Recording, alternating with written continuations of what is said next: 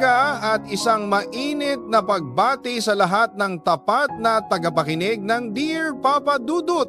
Itago nyo na lang mga kowa sa pangalang Glenda, 26 years old at nagtatrabaho bilang operator sa isang electronics company. Ngayon pa lang ay sasabihin ko na sa inyo na isa akong tomboy. Ako yung uri ng tomboy na kilos lalaki, formang lalaki at goat with lalaki. Elementary pa lamang ako ay alam kung iba ako sa mga kalaro kong babae. Iba rin ang gusto ko pagdating sa pananamit at sa style ng buhok. Nung mag-high school nga ako, dito ko na mas nakilala pa ang sarili ko. Lalo na nung makapasok nga ako bilang isang valuable player sa varsity ng school namin. Dito ko rin unang naranasan na magkaroon ng karelasyong babay. Katimate ko siya at mag-best friends ang turingan namin na hanggang sa inamin ko na sa kanya na hindi na lang isang kaibigan ang pantingin ko sa kanya. Inilihim namin Pokoy at Bea ang aming relasyon para na rin umiwas sa mapangusgang lipunan. Madami kaming pagsubok na pinagdaanan. Sa isang technical school ako nagpatuloy ng pag-aaral samantalang nag-college naman siya sa isang magandang university. At dito nang anti-unting nagkaroon ng problema ang relasyon namin. Naging masyado akong selosa dahil ipinararamdam niya sa akin na okay lang kahit na wala ako sa tabi niya. Hanggang sa lumalanangan ng lumala ang mga awayan namin. At isang araw na ay napuno na kami pareho at natapos ang 6 na taong relasyon namin ng girlfriend ko. Sobrang nasaktan ako doon Pupay at Bea. Ilang beses din akong nakipagbalikan pero hindi na talaga mo workout. Sinubukan ko makipag-date pero ang hirap kumanap ng babaeng tanggap ako bilang ako. Minsan nga ay nawawalan na ako ng pag-asa. Siguro nga totoo.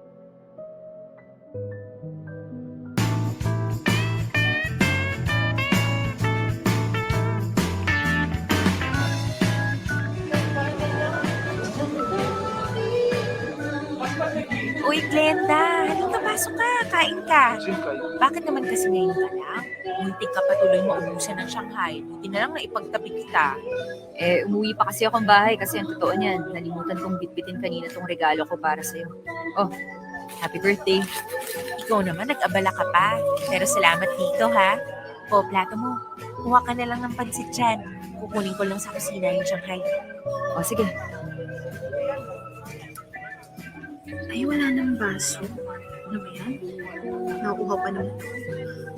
Saan kaya si Ana? Parang matanong kung nasa ibang plastic cups. Nasa kusina. May kinukuha lang. Ay, ganun ba? Sige, puntahan ko na lang doon. Thanks. O, Rachel, saan ka pupunta? Pupuntahan sana kita sa kusina kasi wala ka ng plastic cups dito sa mesa. Ay, ganun ba? Sige, maglalabas ako mamaya.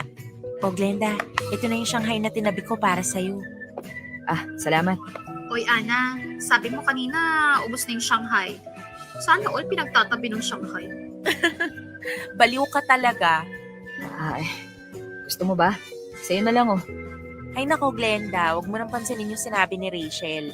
Kanina pa yan talaga namapak ng Shanghai. Mapang-asar lang talaga yan. Oy, kahit mapang-asar ako, mabait naman ako, no?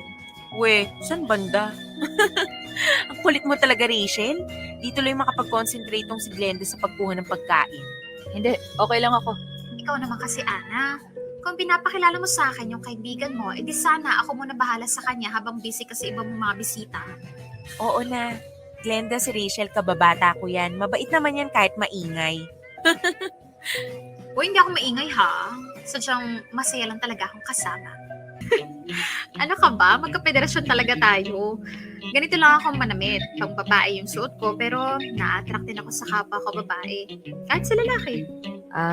Bye ka.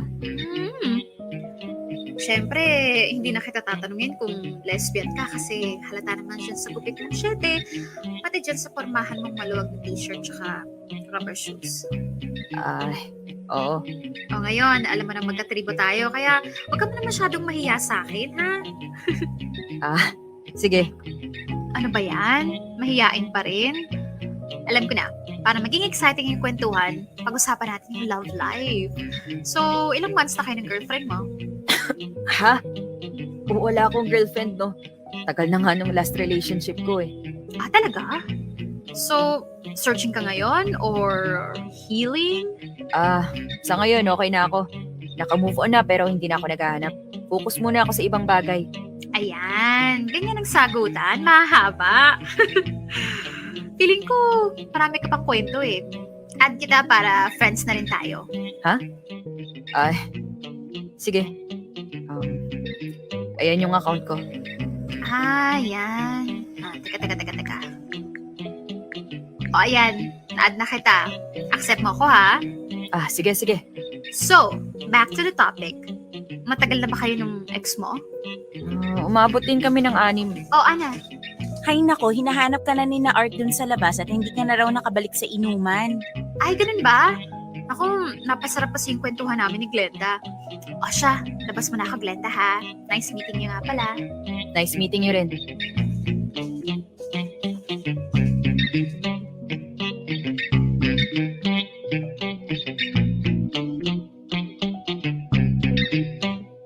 Year 2019 nang makilala ko Sir Rachel. Ang lakas ng gating niya at sobrang kakaiba, siya po yung Teya. Ang daldal niya pero masaya naman siyang kasama at sa totoo lang maganda siya. Mahabang buhok, maling kinita ng katawan.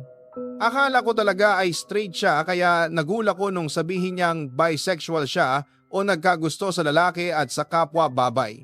Nag-ing mag-friends niya kami sa Facebook at nag-ing mag-get-chat pa pero ilang linggo lang din na tumagal yon.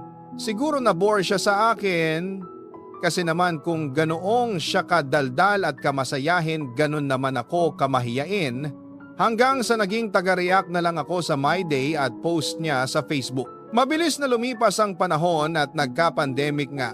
Hanggang last year niya nakita ko sa post niya na naghahanap siya ng matitanhan na malapit sa lugar na inuupahan ko.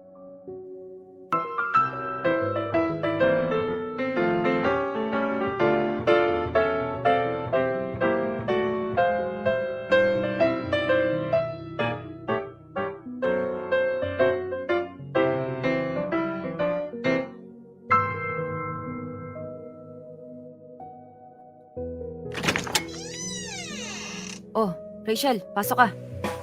Ay, salamat. Akin na yung iba mong bag. Grabe, ang init sa labas. Pero buti na lang yung tricycle na nasakyan ko, hindi ako siningil ng mahal.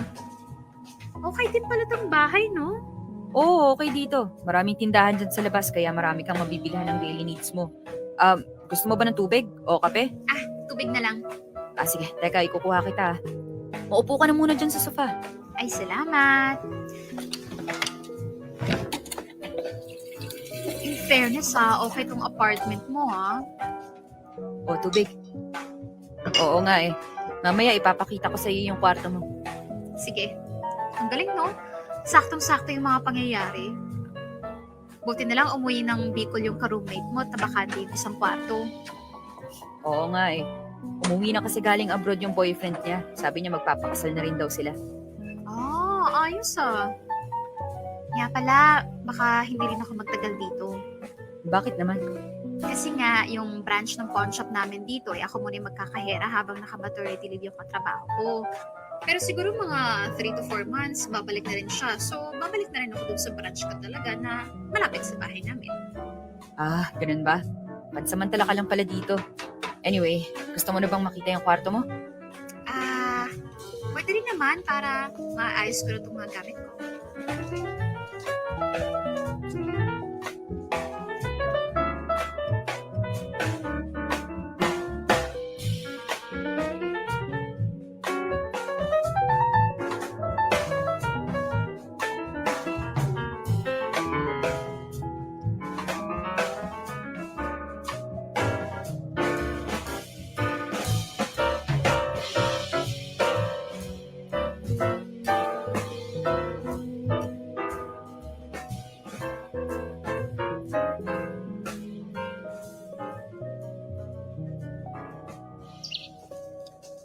Wala sa'yo. Sige na nga. Ayan, nilagyan na kita ng sinangag, tsaka ulam. Ito yung mainit mong tubig. Hindi ko kasi alam ko paano ka magtimpla ng kape mo eh. Sige, salamat. Ayos tong sinangag mo ah. Ang sarap ah. Talaga ba? Buti naman nagustuhan mo. Tamang-tama lang yung lasa ng bawang tsaka yung alat. Kaya siguro in love sa'yo yung boyfriend mo kasi ang galing mo magluto. Anong boyfriend? Boyfriend, as in relasyon. Baliw! Alam ko ang ibig sabihin ng boyfriend. Ang ibig ko sabihin, anong boyfriend yung sinasabi mo dyan? Eh, wala naman akong karelasyon ngayon. Talaga ba? Akala ko kasi laging nagre-react sa post mo na nagbigay sa'yo nung pinost mong bouquet boyfriend mo. Teka. Ni-stalk mo ba yung account ko?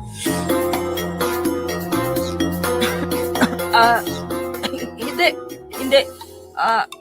Lagi lang kasi akong, napapadaan sa newsfeed ko yung post mo. Nagkakataon lang na nakikita ko. Ang cute mo? Ha?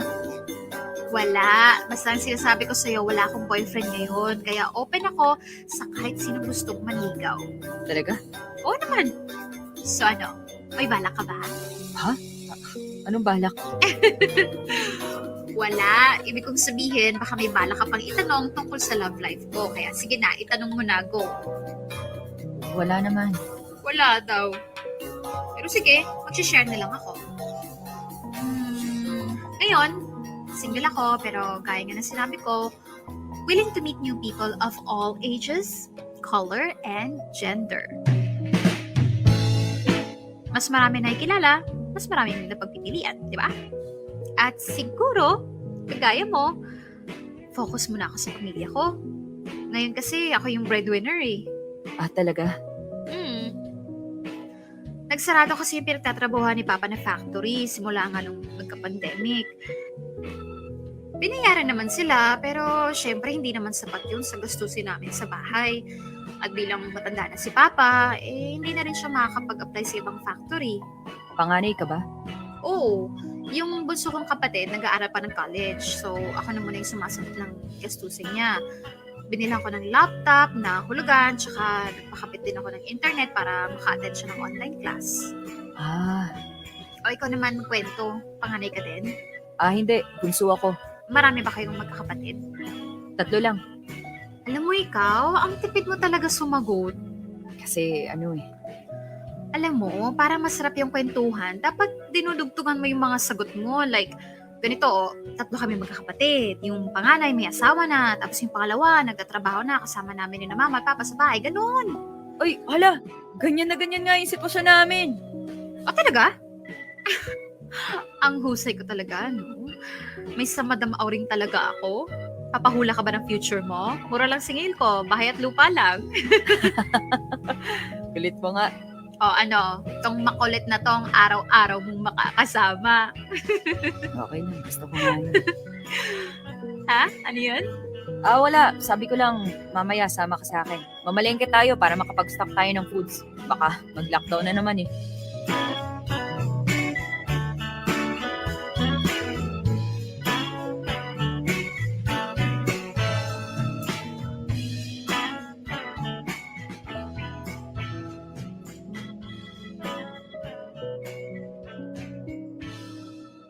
Paglipas ng mga araw ay ang mga kakabuhay ng Job.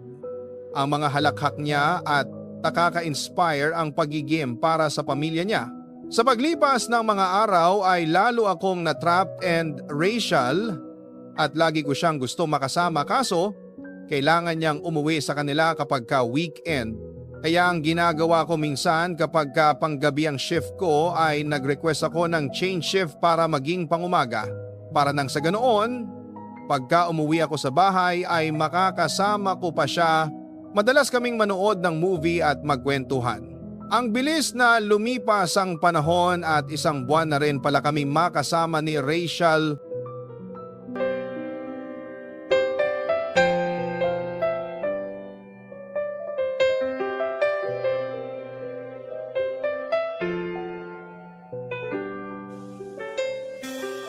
Glenda? Glenda?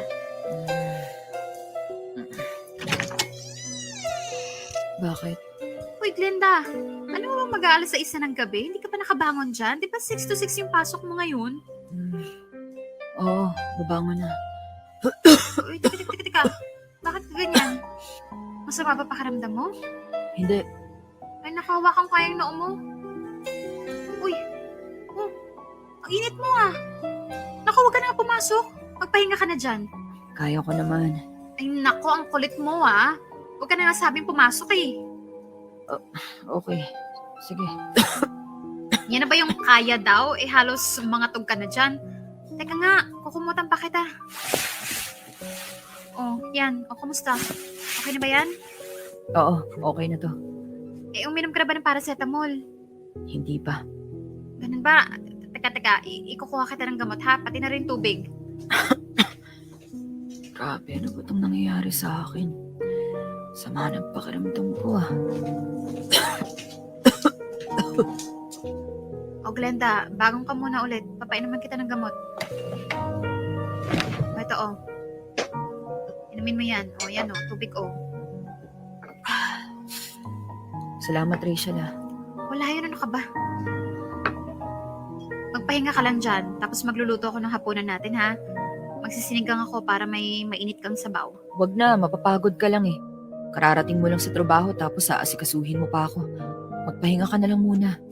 Ano ka ba? Okay nga lang yun. Nag-aalala rin kasi ako eh. Baka mamaya hindi pala simpleng lagnat to. Baka sintomas na to ng COVID tapos lapit ka pa ng lapit sa akin. Huwag kang mag-isip ng ganyan. Hindi naman siguro COVID yan. Feeling ko nilalagnat ka kasi naambunan ka kahapon. Malay mo, nalamigan ka kaya nagkaganyan ka. Basta ipahinga mo na lang yan ha. Bukas wala na yan. Eh paano nga kung hindi to simpleng lagnat? Paano kung COVID tapos nahawa ka? Kung COVID man yan, eh ganun pa rin naman yung dapat mong gawin. Dapat mo pa rin yung ipahinga kasi wala naman talagang gamot para dun. Tsaka ano bang gusto mong gawin ko ha? Iwasan kita, pabayaan kita. Eh kasi baka... Ay naku Glenda, tigil-tigilan mo nga yan. Ang mabuti pa makinig ka sa sinasabi ko. Magpahinga ka dyan at ako na ang bahala sa lahat.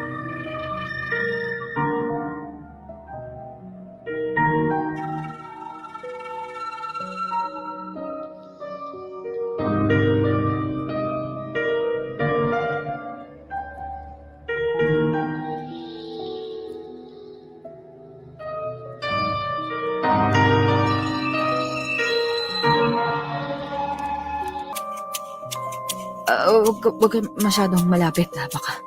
Baka mahalikan kita niyan. Okay lang. Ha?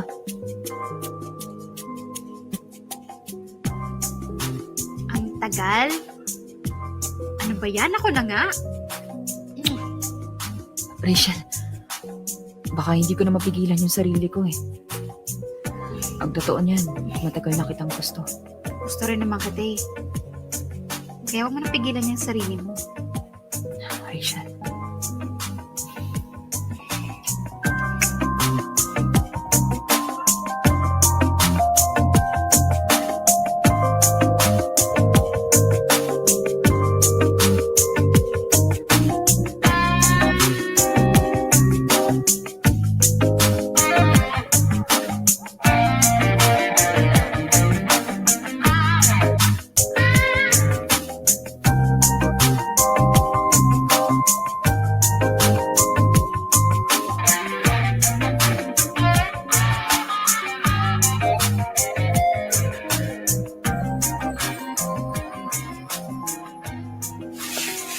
Ang ganda-ganda mo talaga. I love you. Mulera ka talaga. Bangon na nga at magluto na tayo ng hapunan. Teka, Rachel. Sabi ko, I love you. Hindi mo ba yun sasagutin? Glenda, alam mo, para sa akin special ka. At gusto ko yung meron tayo. Hindi mo ba nagustuhan yung nangyari sa atin? May mali ba akong nagawa? Wala kang maling nagawa at gusto ko rin yung nangyari sa atin. Ang sa akin lang, i-enjoy na lang muna natin yung company ng isa't isa. Yung label, hindi naman mahalaga yan eh. Ang mahalaga, masaya tayo, di ba? Sige. Kung yan ang gusto mo.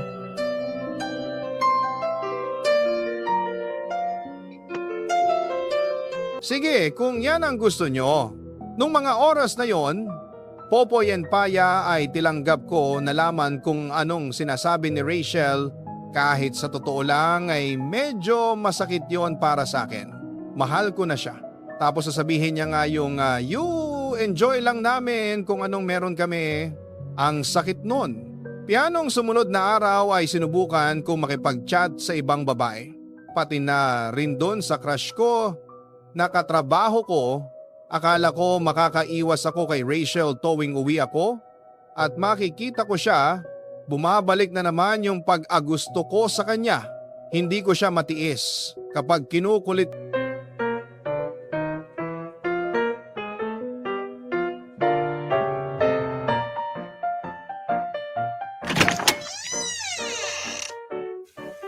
O Glenda, ansya ka na pala. Oo. Anong ginagawa mo? Parang busy-busy ka masyado ah.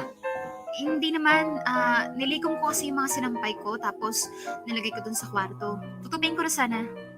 Mamaya na yan. Umupo ka na lang muna dito sa sofa.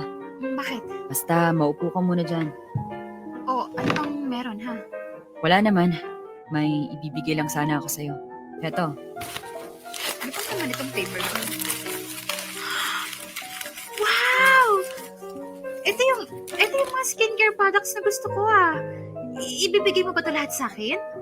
oo naman. Nakita ko kasi nung isang araw na naka-add to cart yan sa phone mo. Oo nga Ang tagal na nga niya nandun kaso hindi ko ma-check out kasi 'di ba kinailangan ko magpadala ng pera sa amin. Alam ko. Kaya nga ang ginawa ko, ako nang umorder para sa'yo. Tapos sakto, dumating na ngayon. Grabe, sobrang thank you talaga dito. Ang sarap mo namang mag-thank you. May kiss pang kasama. Siyempre, para mawili ka magbigay. Oo na. O siya, eto pa. Hoy, joke lang. Baka naman sabihin mo napaka-materialistic ko masyado. Hindi no. Bigay ko talaga yan para sa'yo.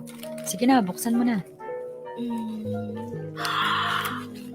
Wow! Ang gandang wallet nito Grabe mo kang mamahalin to Hindi naman. Binigyan pa nga ako ng discount ng katrabaho ko dyan eh. Sabi niya, buti na lang daw, pogi ako. Babae? Oo, babae siya. Maganda? Oo din. Di crush mo na. Ano? Hindi no. Sabi mo maganda Di ba mahilig ka sa magaganda? Kasi na gusto kita. Isang buwan na ba yun? Ang bilis Oo nga eh. Hindi mo naman pinaalala sa akin. Tuloy, wala akong mabigay sa'yo. Hindi naman kailangan. Hindi naman porke binigyan kita hihingi na ako ng kapalit. Alam ko naman yun, pero mas masaya kung may bigay din ako sa'yo, di ba? Teka, alam ko na. Bili tayo ng pantulog, yung terno, tapos parehas tayo ng design. Ha? Ayaw mo ba nun? Naku-cornyhan ka ba doon? Hindi naman. Ang sweet niya eh. O di ba ang sweet? Meron na tayong couple na pantulog. O dali. Pili ka na dyan. Tapos ako na mag-check out. Libre ko na sa'yo. Huwag na. Ako na magbabayad nung sa akin. Huwag na nga sabi. Ang kulit mo naman Oo na nga. Ay, nga pala Glenda. Birthday nung isa kong kasama sa trabaho bukas. Nag-imbita sa bahay nila. Oh. Pwede ba akong pumunta? Oo naman. Kung gusto mo, edi pwede. O sige, wala lang. Nagsasabi lang ako sa'yo. Kasi kung hindi mo ako papayagan, hindi na ako pupunta. Ganun ba? Teka, saan ba yun? Malapit lang naman. O sige. Kung gusto mo, ganito na lang. Sundayin na lang kita kapag pauwi ka na. O sige, pwede rin. I-chat na lang kita ha. O ano, may napili ka na? Wala pa eh. Siya, halika. Doon na lang tayo sa kwarto para habang pumipili ka ng design, nakakapagtupi na ako ng damit. Okay, sige. Itatabi ko na lang muna sa gilid yung mga damit. Naitambak ko nga pala sa kama. O ayan, dyan. Magpo ka na dyan. Mamaya na nga lang ako mamimili ng damit. Tutulungan na lang muna kita magtupi dito. Sige, buti pa nga. Nga pala, mukhang may extend pa yung pagkaka-assign sa akin dito sa branch. O talaga? Bakit daw? Kasi yung sinasabi ko sa'yo na naka-maternity leave, tuluyan na nag-resign. Wala pang mahanap na kapalit, kaya ako na raw muna. Sabi ko naman, okay lang naman sa akin. Buti naman kung ganon. Sobrang malulungkot ako kung bigla ka na lang aalis. Talaga? Oo naman. Sobrang sanay na ako nakasama kita tapos iiwan mo ako. Huwag ganun. Pangit ka ba ang tingin nang iiwan eh. Ang cute mo talaga. Ba't mo naman ako hinalikan? Ayaw mo ba? Siya, ibalik mo sa akin kung ayaw mo. Pag ako talaga gumanti sa'yo, lagot ka sa akin. Talaga? Bakit? Anong gagawin mo? Kikilitiin kita ng ganito! Ayoko nga! Ano yung sinasabi mo, Glenda? Sino yun? Alin? Yung kausap mo dyan kanina sa cellphone mo. Ayun nga yung kachat ko. Paabot nga ng tubig, iinom ako. Sino nga yun? Lalaki yun, oh. Oo, lalaki. Ano naman? Bakit ka ba inis na inis dyan? Natural! Natural ano? Saan mo ba kasi nakilala yan, ha? At ano yung naririnig ko na magkikita kayo, ha? Sa Facebook nga kami nagkakilala. Taga dito lang din siya, kaya nagaya siya ng dinner. Teka. So online lang kayo nagkakilala tapos makikipagkita ka na sa kanya. Ano yan, ha? Magde-date kayo? O bakit bawal ba? Ano? Alam mo, Glenda, hindi ko maintindihan bakit ang init ng ulo mo. Meron ka ba, ha? Ikaw ang hindi ko maintindihan. Ano bang pumasok dyan sa isip mo at makikipagkita ka dyan sa lalaking hindi mo naman kilala? Kaya nga ako makikipagkita para mas makilala pa siya. At bakit mo naman siya kailangan makilala? Okay naman tayo, di ba? Bakit naghahanap ka pa ng iba? Ano ba namang klaseng tanong yan, Glenda? Porque ba okay tayo? Wala na akong karapatang makipagkilala sa iba? Bakit? Ganyan ka rin naman sa akin, Oo. Ano naman? May mabanggit lang akong pangalan ng babae, naiinis ka na. Ayaw mo nga akong pasamahin sa kanila eh. Ano problema mo dun? Ang punto dito, kapag akong pinagsasabihan mo, nakikinig ako. Tapos ikaw makikipagkilala ka sa ibang lalaki. Natural Glenda, mahalaga ka sa akin. At ayokong masira kung ano mang meron tayo. Pero kung ipipilit mo pa rin sa kanyang gusto mo, baka mas makakabuti kung aalis na lang ako dito. Wag, please. Sorry kung nabibigla kita sa mga sinasabi ko. Pasensya ka na. Basta tandaan mo, willing ako maghintay sa'yo.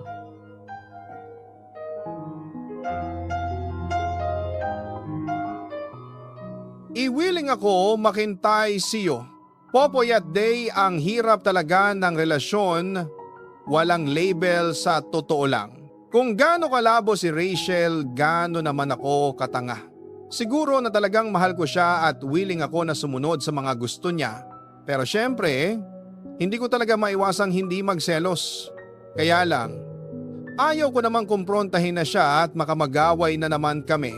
Kaya ang ginawa ko na lang ay nag-focus na lang ang ako sa kung papaano ko siya mas mapapasaya.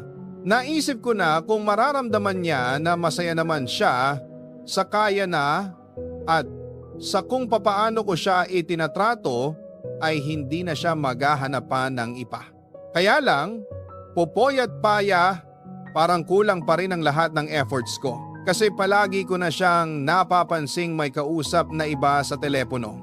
Minsan sobrang gabi na rin niyang kung umuik kapag dinatanong ko naman siya sa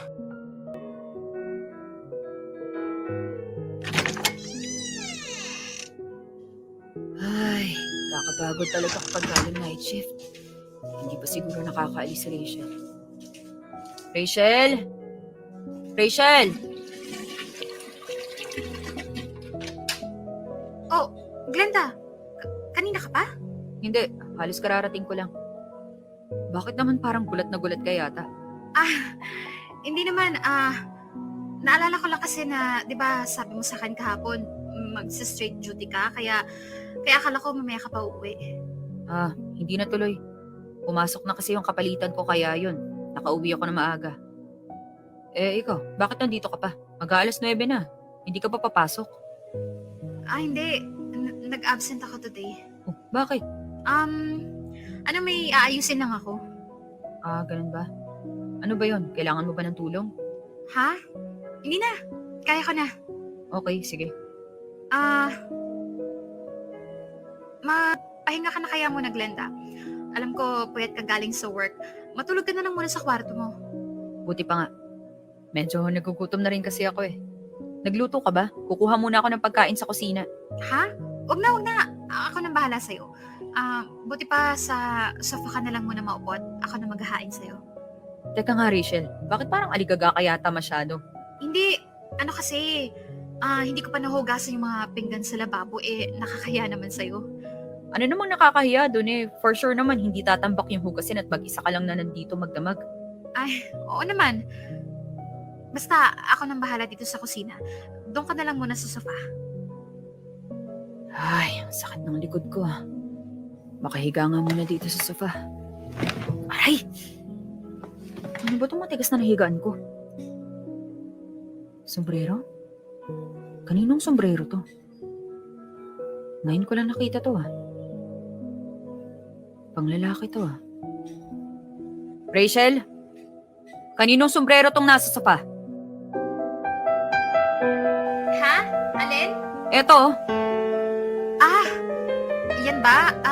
Ano yan? Sa kaibigan ko, hiniram ko kahapon. Akin na.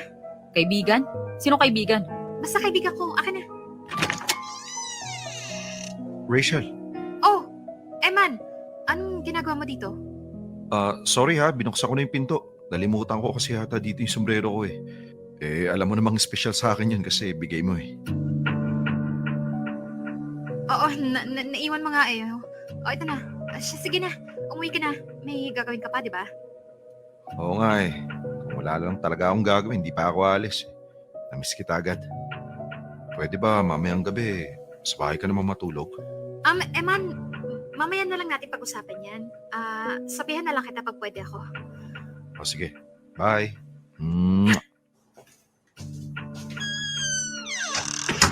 So Rachel, sino yung lalaking yun?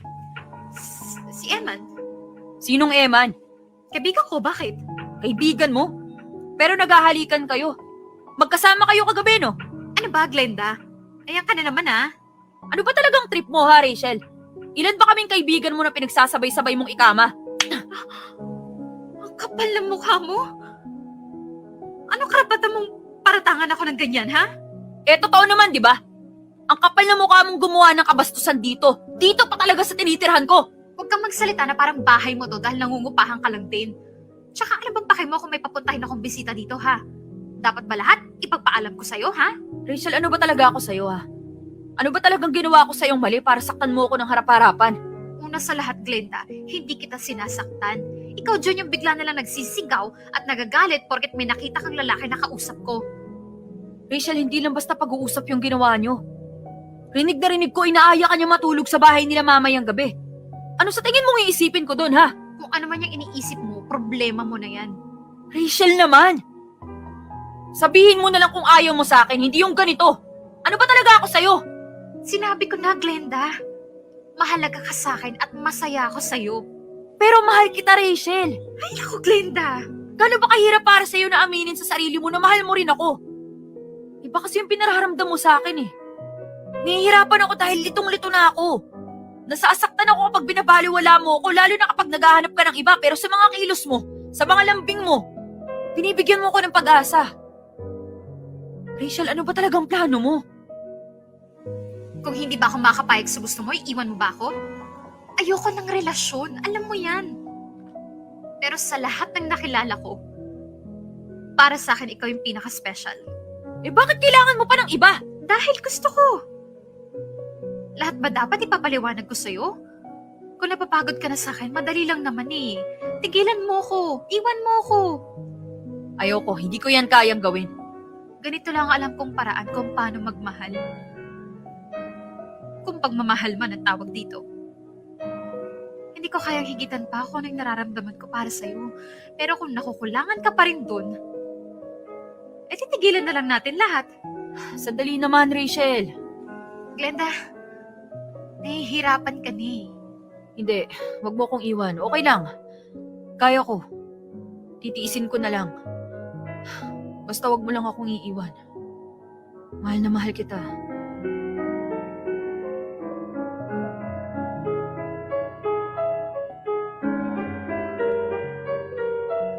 Magandang umaga at isang mainit na pagbati sa lahat ng tapat na tagapakinig ng Dear Papa Dudut.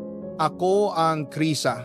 32 years old at natatrabaho bilang teacher.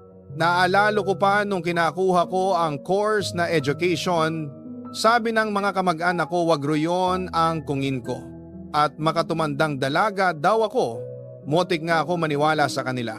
Lalo na nang nag-break kami ng una kong boyfriend ng college. Pero 4 years after kong makagraduate, nakilala ko si Gerald. Ano ang iniiwasan niya sa akin? At mula noon hanggang ngayon hindi ako nagsisisi na sinagot ko siya. 8 years na ang relasyon namin at sa loob ng mahabang panahon na yon, Na lang po muna pakainin nyo. Usap po muna kami ni Krisa. Tara babe, doon muna tayo sa kwarto. Wala naman kasi akong choice eh. Walang pera si na kuya. Alam namang pabayaan ko siya doon sa presinto, di ba? Oo nga. Pero babe naman, ikaw na lang ba lagi? Ewan ko, hindi ko alam. Sakit na nga ng ulo ko eh. Nainis na rin ako eh. Pero ano ba magagawa ko? Sige na, sige na. Sorry na kung may nasabi man akong masama. Magpahinga ka na lang muna. Saka na lang natin to pag-usapan. Alam kong pagod na pagod ka na rin. Matutulog na lang muna ako.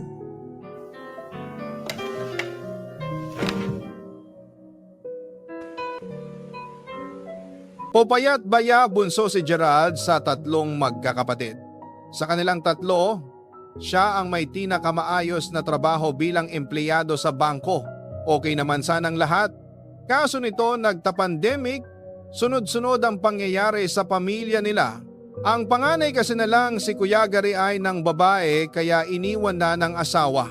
Simula nun mas naging lulungito sa alak. At dahil nga iniwan siya ng asawa niya, doon na ulit siya tumira sa bahay na magulang nila. Si Ate Susie naman isang single mother. Online selling ang pinakukunan niya ng kita ngayon pero sapat lang para sa gastusin niya at ng anak niyang Sela. Medyo marupok si Ate Susie pagdating sa pag-ibig kaya madalas na iiwan at naluloko. Sama-sama siya sa bahay at malaking portion ng gastos nila sa araw-araw ay si Gerald ang sumasagot. Tricycle driver ang tatay niya pero naapektuhan din ang kabukayan simula nung pandemic. Sa totoo lang medyo nahihirapan ako sa setup ng boyfriend kong ayon. Kasi pakaramdam ko, pasan niya yung buong pamilya niya. Gustuhin ko man siyang pagsabihan pero minsan pinitili ko na lang siyang intindihin. Kasi after all, pamilya niya pa rin yun at hindi niya pa rin pwede ang pabayaan.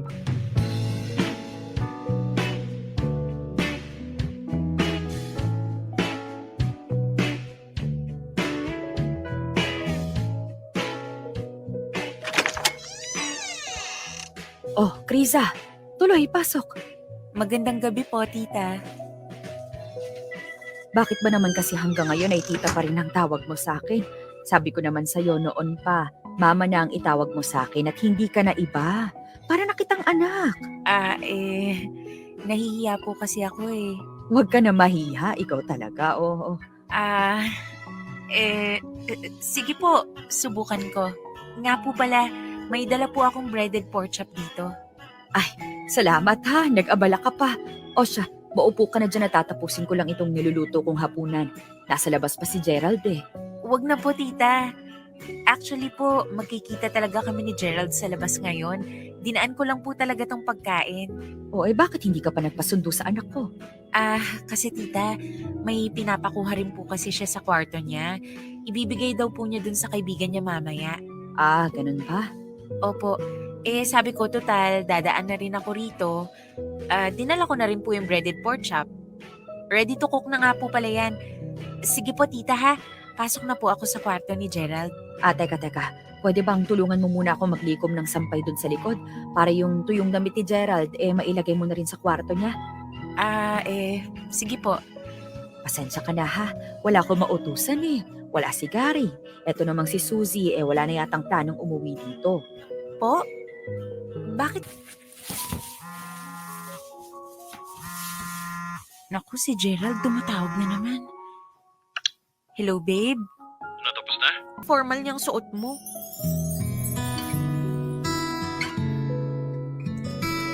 Teka ha, pagsalitain mo muna ako. Eh kasi naman, ano ba kasing nangyayari dito? There are times when I just want to look at your face. For the past 8 years ng buhay ko, ang daming nagbago. Dati, wala naman akong pangarap eh. Okay na ako sa kung anong meron ako, pero nung nakilala kita, bigla na lang, ang dami ko nang gustong makuha. Hindi lang para sa sarili ko, kundi para sa'yo. Para sa atin. Corny to, pero ikaw ang flashlight ko. Ikaw ang nagdala ng liwanag sa madilim kong mundo. Dahil sa'yo, nakita ko ang direksyon na gusto kong puntahan. At gusto ko yung puntahan na kasama ka. You are just a